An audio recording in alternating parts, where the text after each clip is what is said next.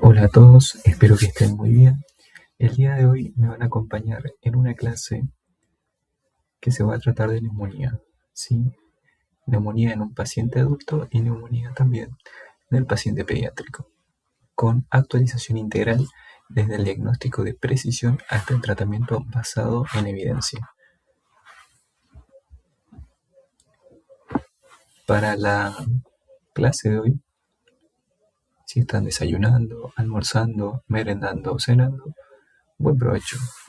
Sin más, vamos a continuar con la clase. ¿Qué objetivos tenemos en esta clase? Como objetivo general, actualizar el abordaje integral de la neumonía en adultos y en pacientes pediátricos, desde el diagnóstico hasta el tratamiento y la prevención, basado en la evidencia actual. Como objetivos específicos tenemos reconocer las principales diferencias entre la neumonía del adulto y la pediátrica, también identificar los criterios diagnósticos y de gravedad más relevantes, revisar las estrategias de tratamiento farmacológico y no farmacológico según el contexto clínico e analizar las principales complicaciones y medidas de prevención. Dentro de lo que es la definición de neumonía, hablamos de una infección aguda del parénquima pulmonar caracterizada por una inflamación alveolar e infiltración del espacio intersticial, producida por microorganismos frecuentemente bacterianos y virales y con menor frecuencia los fúngicos. Y, como bien dice ahí, menor aún los parásitos. Dentro de lo que vendría a ser la clasificación, vamos a hablar según el lugar de adquisición. Estamos hablando de neumonía adquirida en la comunidad o, con sus siglas NAC, que va a ser una infección adquirida fuera del ámbito hospitalario o diagnosticada dentro de las primeras 48 horas del ingreso de nuestro paciente. Luego tenemos la neumonía hospitalaria o intrahospitalaria. Esta aparece después de las 48 horas de hospitalización. Luego tenemos la neumonía asociada a ventilación mecánica, que esta se desarrolla 48 a 72 horas después de la intubación endotraqueal. Luego tenemos la neumonía en inmunocomprometidos. ¿Y quiénes están en este grupo? Pacientes VIH positivo, pacientes en espera de trasplantes o trasplantados, pacientes neutropénicos, terapia biológica que esté recibiendo nuestro paciente y también corticoides prolongados. Luego tenemos otro término que es la neumonía asociada a los cuidados de salud. Este concepto fue introducido para pacientes con contacto frecuente con el sistema sanitario y potencial riesgo de microorganismos multiresistentes. Estos incluyen pacientes residentes geriátricos, hemodiálisis crónica, hospitalización reciente, tratamiento intravenoso domiciliario y los centros de rehabilitación, ¿sí? A tener en cuenta entonces si presentamos un paciente que esté en este grupo, ya que también sería una neumonía, pero clasificamos de esa manera. En cuanto a la epidemiología, importante, en el adulto la incidencia aumenta significativamente después de los 65 años. También, más aún si tiene factores asociados, como el EPOC, la insuficiencia cardíaca, la diabetes, la enfermedad renal crónica, el alcoholismo, el tabaquismo, la fragilidad. La mortalidad hospitalaria oscila entre el 5 al 20%, aumentando considerablemente en pacientes críticos. En cambio, en nuestros nenes, sí, en el ámbito de pediatría, hay una mayor incidencia en menores de 5 años. Con los factores de riesgo, esta incidencia aumenta más, ¿sí? ¿Y cuáles serían? La prematuridad, el bajo peso al nacer, la desnutrición, la ausencia de lactancia materna exclusiva, niños que estén en hacinamiento, que tengan exposición al humo del tabaco y que presenten algún tipo de inmunodeficiencia. Dentro de la etiología, en el adulto tenemos bacterias que son típicas y atípicas. Dentro de las típicas, el más frecuente, el Streptococcus pneumoniae, que sigue siendo la primera causa de neumonía a nivel mundial en el adulto. Luego tenemos otras como la Haemophilus influenza, Moraxella catarrhalis. Y dentro de los atípicos, al Mycoplasma neumonía, Clamidia neumonía y a la Legionela. Los virus también son responsables del cuadro neumónico, como vendría a ser el COVID-19, el virus influenza tipo E, el virus sincitial respiratorio, el metapnovirus y el virus parainfluenza. Dentro de lo que vendría a ser pediatría, en pediatría depende de la clasificación que lean, pueden ser menor a 3 meses, de 3 meses a un mes, de un mes a 3 meses, etc. Yo acá lo hice de manera muy simplificada, abarcando un grupo mayor, ¿sí?, de edad y de meses, en los cuales puse solo menores de 2 años, en el cual va a haber un predominio viral. Niños menores de 2 años, pienso en un probable cuadro viral. ¿Y quién podría ser? El virus sincitial respiratorio, el metapnovirus, la influenza, adenovirus o incluso el rinovirus. Y si tiene más de 5 años, pienso en un neumococo, pienso en Mycoplasma pneumoniae, pienso en Clamidia pneumoniae. En cuanto a la fisiopatología, esto es algo que ya lo deben de saber para los que son estudiantes avanzados en lo que vendría a ser la carrera de medicina, en la clase de fisiopatología o de patología, en donde ya se ha visto este tema, pero vamos a volver a repasarlo. Y para los que ya son médicos, vamos a volver a repasar la fisiopatología, ya que es algo que muchas veces uno, con el pasar del tiempo, tiende a olvidarse. Entonces, la infección puede alcanzar el pulmón por microaspiración orofaringia, sí, es más frecuente. Por ende, podrá ver en las salas de internación que dice en la puerta aislado por microgotas. Un cartel que diga eso, sí, el paciente está aislado en la habitación por microgotas. Número 2, aislación de aerosoles infectados, diseminación hematógena, esto sería algo ya grave, contigüidad anatómica, ¿sí? ¿Y cuál sería la respuesta inflamatoria generada por el huésped? Bueno, la liberación de citoquinas, el reclutamiento de neutrófilos, el exudado alveolar.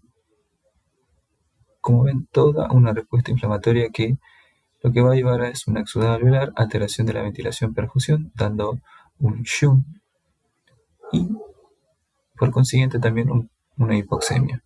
Y en casos graves, esto puede terminar en un síndrome de distrés respiratorio del adulto, shock séptico y disfunción multiorgánica.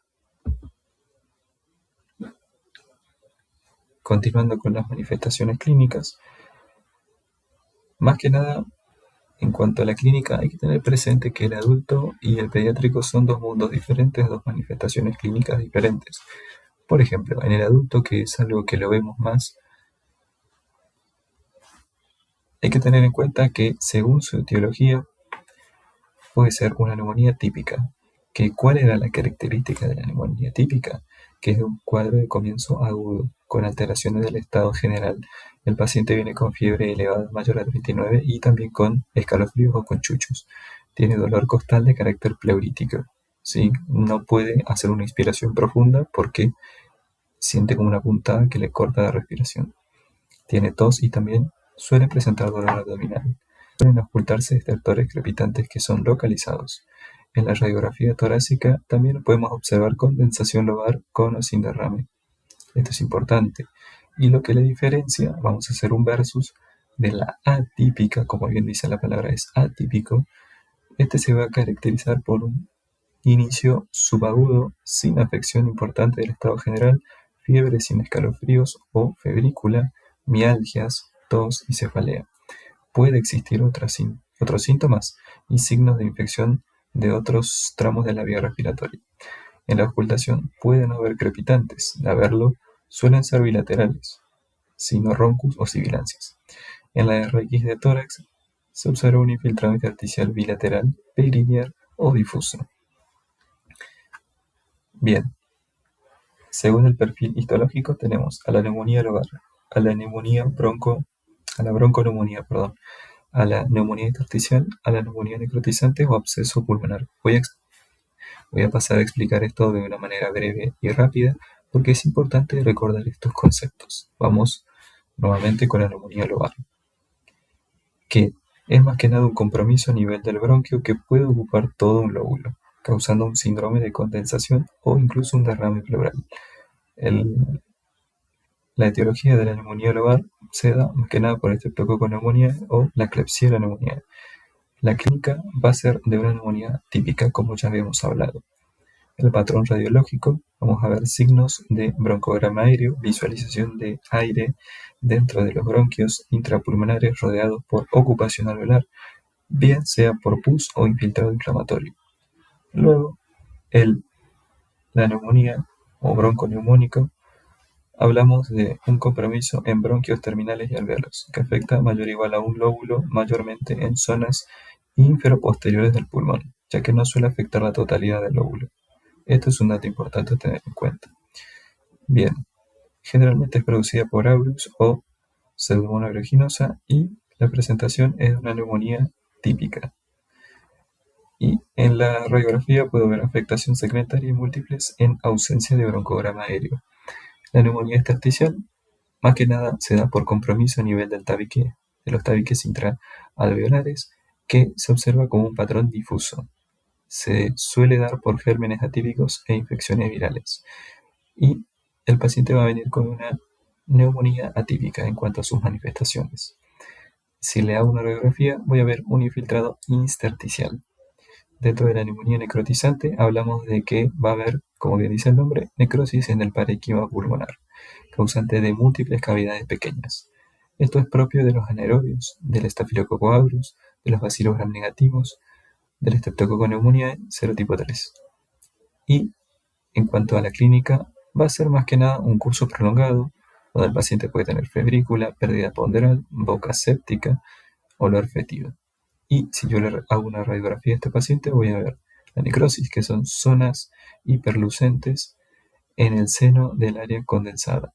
Absceso también, donde vamos a ver una única cavidad mayor a 2 centímetros localizados en zonas de clive. También tener en cuenta que en el examen físico podemos hallar taquipnea, crepitante, soplo tubagárico, matidez a la percusión. Sí, estos son más que nada la parte semiológica. Y en el anciano pueden predominar el delirio, las caídas, el deterioro funcional, la hiporexia y sin fiebre evidente en los pacientes adultos. En el pediátrico, más que nada tener presentes los signos de alarma como la taquipnea, el tiraje subcostal, el aneteo nasal, el quejido expiratorio, la cianosis, ya que la OMS considera la taquipnea uno de los hallazgos más sensibles.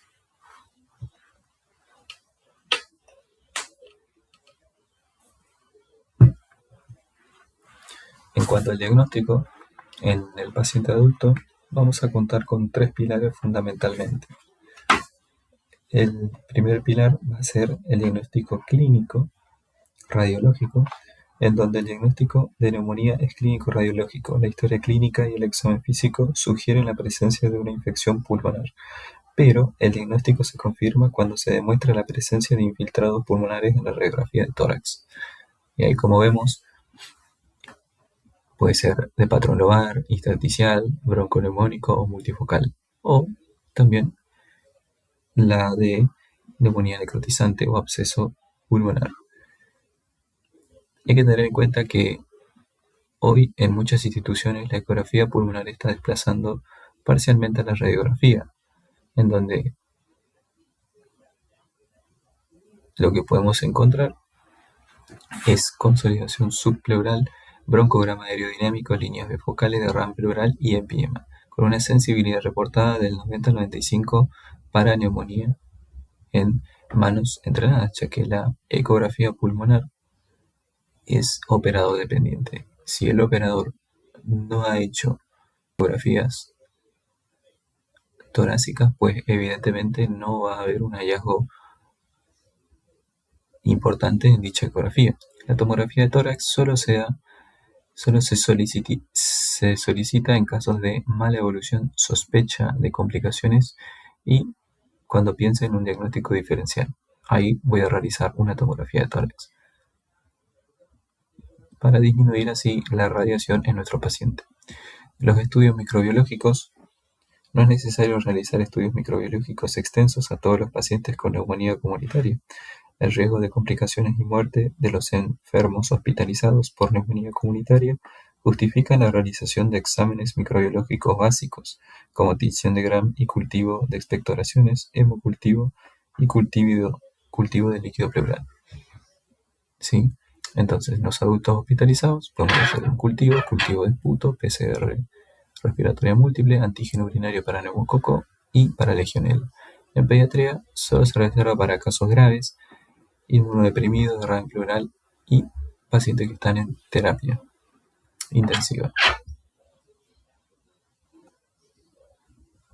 Dentro de lo que es también el diagnóstico, podemos en el adulto valorar el CUR, ¿sí? El CUR 65, el cual, por sus acrónimos, la C es de confusión, donde si el paciente está con un deterioro del estado neurológico es un punto, la urea sérica, si el paciente tiene más de 20, o en este caso, como dice la imagen, más de 19 miligramos de cilitro, hablamos de una función renal alterada, es un punto, o mayor a 7 milimol por decilitro también, perdón, por litro, es un punto. Respiración, si está con más de 30 respiraciones por minuto, es un punto. En cuanto a la B, es blood pressure, o sea, presión arterial. Si tiene una presión arterial menos de 60-90 milímetros de mercurio, o sea, en un cuadro hipotensivo, es un punto, y si tiene más de 65 años es otro punto. ¿De qué nos sirve este score? Bueno, nos sirve para poder valorar entre 0 a 1 punto, la mortalidad es de tan solo el 0 al 7 del 0,7 al 3%. El manejo generalmente es en la casa, es ambulatorio, el paciente puede ir a su casa tranquilamente y continuar el tratamiento ahí. No es necesario internarlo. Ahora bien, cuando tiene de 2 a 3 puntos, la mortalidad es de 1,3 a 17%. En este caso, el paciente tiene que ser hospitalizado, ya que la mortalidad ya llega casi al 20%, si es que le mandamos a su casa. Y si tiene una puntuación en el CUR 65 entre 4 a 5, tiene una mortalidad de hasta el 57%. O, para no olvidarnos, ponemos un número redondo, hasta el 60%, o sea, más del 50%. Y estos tienen que estar manejados en terapia intensiva. Luego tenemos otras escalas como el PSI, donde hay mayor precisión para la mortalidad y permite definir sitios de atención. Eso, más que nada, van a verlo ustedes o van a buscar ustedes, ya que el PSI son varios cuadros por el cual uno se puede guiar. No los puse en la presentación porque eran demasiados. Bien, y se estarán preguntando, ¿cómo yo puedo ingresar a UCI un paciente? Bueno, evidentemente para ingresar un paciente a terapia uno tiene que tener criterios como médico. Dentro de ellos que mi paciente necesite ventilación mecánica, cosa que en clínica médica no hay, que esté en un cuadro de shock séptico. ¿Sí? Para eso deberán ver y repasar lo que es shock séptico. De igual manera, si quieren una clase de eso, me escriben en la caja de comentarios. Y criterios menores como una frecuencia respiratoria mayor a 30, una PAFI menor de 250, infiltrados multilobares, que el paciente esté confundido y que esté con un cuadro de uremia. ¿Cómo se puede complicar en el adulto la neumonía? Con un derrame pleural, con un empiema, con un absceso pulmonar, con un cuadro séptico o con el síndrome de distrés respiratorio del adulto. El paciente pediátrico se complica con un derrame pleural paraneumónico, con un empiema, con neumonía necrotizante o con una fístula broncopleural. Bien, estamos llegando a una parte bastante interesante también de esta charla, el cual estamos ahora en el tratamiento no farmacológico. Medidas generales para los adultos: una buena hidratación adecuada, movilización precoz, que se ha visto que mejora la evolución y el alta a nivel hospitalario del paciente, oxigenoterapia cuando la saturación es menor de 92, fisioterapia respiratoria selectiva, control nutricional y para los pacientes pediátricos lactancia materna continua exclusiva, hidratación oral o intravenosa, si tolera o no, aspiración de secreciones cuando sea necesario y oxígeno suplementario. En cuanto al soporte respiratorio, hay que tener en cuenta que si empezamos con una canasal cánula nasal y no sirve, pasamos a aumentar el flujo y si no a una ventilación no invasiva y si no a una mecánica invasiva. El tratamiento farmacológico, perfecto, llegamos a este punto. Pero hay que tener en cuenta lo siguiente, el tratamiento empírico debe iniciarse lo antes posible una vez establecido el diagnóstico clínico radiológico de la neumonía, considerando el ámbito de adquisición, la gravedad del cuadro y los factores de riesgo para microorganismos resistentes y las características del huésped, que es lo que estuvimos hablando anteriormente. ¿Sí? Antes de dar un fármaco que puede ser en pastillas o vía endovenosa, tengo que pensar la gravedad del paciente, el ámbito de donde adquirió, ver la radiografía de tórax, ver si tiene factores de riesgo para microorganismos que son resistentes, entonces ya cambia la medicación que tengo que dar al paciente. Y también tengo que ver cómo está el paciente, si es un inmunosuprimido, si es un neutropénico, si es un paciente que se viene a dializar, etcétera, etcétera. Entonces, el objetivo es lograr una cobertura adecuada de los casos más probables, minimizando al mismo tiempo la selección de resistencias bacterianas y los efectos adversos asociados al tratamiento.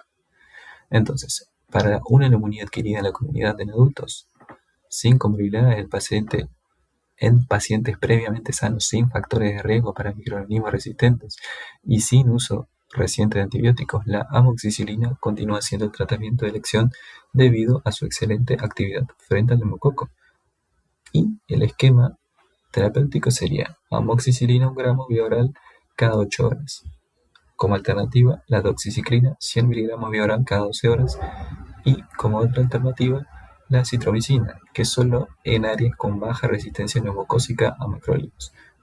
Damos 500 miligramos el primer día, luego 250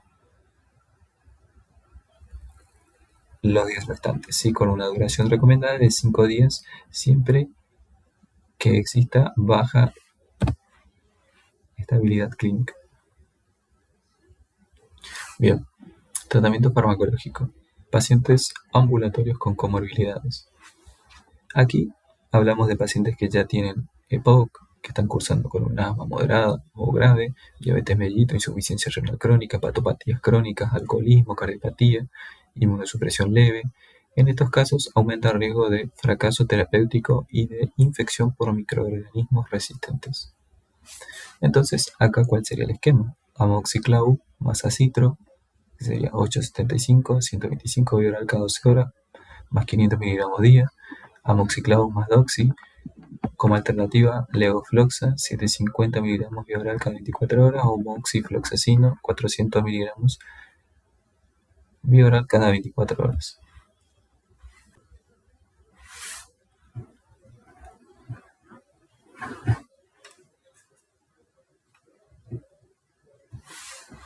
Bien, continuamos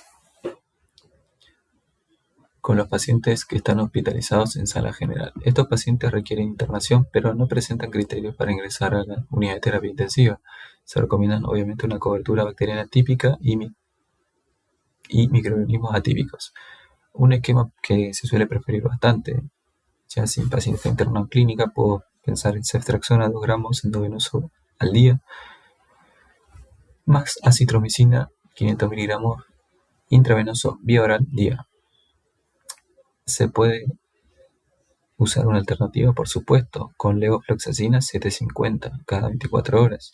La respuesta clínica suele observarse dentro de las primeras 44 a 72 horas. Y cuando estamos frente a una ANA grave, los pacientes con insuficiencia respiratoria grave, shock séptico o necesidad de ventilación mecánica requieren tratamiento combinado. Beta-lactámicos más macrólidos. Los beta-lactámicos de preferencia, ceftriaxona o cefotaxima, dependiendo de la disponibilidad que tengas en ese momento. También podemos utilizar ampicilina sulbactam más un segundo antibiótico que podría ser la citro o la alternativa a la citro, la levofloxa. Existe evidencia de reducción de mortalidad cuando se mantiene cobertura para patógenos atípicos en neumonías graves. ¿Sí? Esto es un dato muy importante el que acabo de leer. Hay que tenerlo en consideración siempre en pacientes que están en terapia. Y en el caso que yo sospeche o que yo lo confirme, ¿cuál sería la cobertura para un paciente que esté con un MRSA. Bueno, primero sospecho mi paciente que está con bronquiectasias, con un EPOC severo, colonización previa, hospitalizaciones frecuentes, uso reciente antibiótico de amplio espectro. Bueno, tengo que usar los antiseudomónicos, ¿sí? Los antiseudomónicos, muchas veces uno como estudiante avanzado de la carrera de medicina se olvida e incluso quizás como médico no recuerda todos los antiseudomónicos. Entonces, está bueno volver a ver cuáles son. Y dentro de ellos, la piperacilina tazobactam, cefepime-meropenem, imipenem, y estos siempre asociados a cobertura paratípicos. También debo considerar que en infección postinfluenza, colonización previa, antecedentes de MRSA, neumonía necrotizante y derrame pleural complicado, como antibiótico considerar vancomicina o linezolid, ya que este último algunos sugieren mejor penetración pulmonar. Bien, en cuanto al tratamiento farmacológico de los chicos en pediatría, la elección crítica depende fundamentalmente de la edad del paciente, la gravedad clínica y la sospecha etiológica. Como manejo ambulatorio, en niños inmunocompetentes, la amoxicilina continúa siendo el tratamiento de primera línea por su excelente actividad frente a neumococo. Fármacos: la amoxicilina de 80 a 90 mg/kg día cada 12 horas. 5 días en neumonías no complicadas, suele ser la duración habitual. Ahora, sospecho una neumonía típica en chicos escolares o adolescentes, en donde puedo utilizar acitromicina. El día 1, 10 mg/kg día. Del día 2 al 5, 5 mg/kg día. Indicada principalmente frente a sospecha de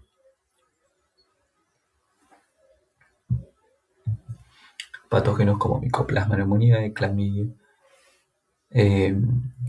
clamidofilia neumonía. ¿Sí? A tener en cuenta y presente el esquema ante la sospecha de una neumonía típica en un paciente pediátrico. Y pacientes que están hospitalizados, bueno, cuando se requiere internación y no existe criterios de gravedad, damos ampicilina endovenoso de 150 a 200 mg/kg día o penicilina G cristalina. Siempre tener en cuenta el peso de nuestro paciente pediátrico. Por eso hay que medir la altura y el peso siempre. Y estos esquemas mantienen excelente cobertura frente a neumococos sensibles. Y si estuviéramos frente a una enfermedad grave, ¿y cuándo decimos que es grave? Cuando el paciente tiene una hipoxemia significativa constatada por oxímetro, menos del 90% en cuanto a la saturación, un distrés respiratorio, un derrame pleural importante, sepsis. Podemos empezar con ceftriaxona de 50 a 100 mg/kg día o cefotaxima, si es que contamos con ella, de 150 a 200 mg/kg día. Y si estamos ante la sospecha de un Staphylococcus aureus, particularmente importante, neumonía necrotizante, empiema, derrame pleural complicado, infección post-influenza. Acá debo agregar clinda o vancomicina. La elección va a depender de la prevalencia local de las cepas resistentes. Y la gran pregunta, ¿cuánto tiene que durar el tratamiento? La pregunta del paciente, ¿cuántos días voy a estar internado, doctor? ¿Cuántos días voy a tomar mi medicación? Bueno, actualmente las tendencias modernas favorecen cursos antibióticos más cortos, siempre que exista una adecuada respuesta clínica. Los adultos, dependiendo de la situación clínica, podemos decir que una NAC leve hasta 5 días, moderada hasta 7 días o 5 o 7 días, una NAC grave de 7 a 10 días, en presencia de una infección por pseudomonas de 7 a 14 días y un MRSA de 7 a 14 días. En pediatría, las situaciones varían, como por ejemplo una neumonía no complicada, 5 días. Si está el paciente hospitalizado, se completa el esquema antibiótico de 7 a 10 días. Si presenta empiema, de 14 a 21 días. Y si presenta neumonía necrotizante, de 14 a 28 días de internación. Y situaciones que requieren prolongar el tratamiento: bacteremia persistente, absceso pulmonar, empiema pleural, neumonía necrotizante, inmunosupresión significativa, mala respuesta clínica. Actualmente no se recomienda prolongar antibióticos por rutina. La duración debe individualizarse según estabilidad clínica, respuesta terapéutica y presencia de complicaciones. Esto es uno de los cambios que más importa respecto a la práctica de hace una década, ¿sí? Esto de biomarcadores iba en la parte de diagnóstico, pero ya no tenía más espacio y lo puse en este sector.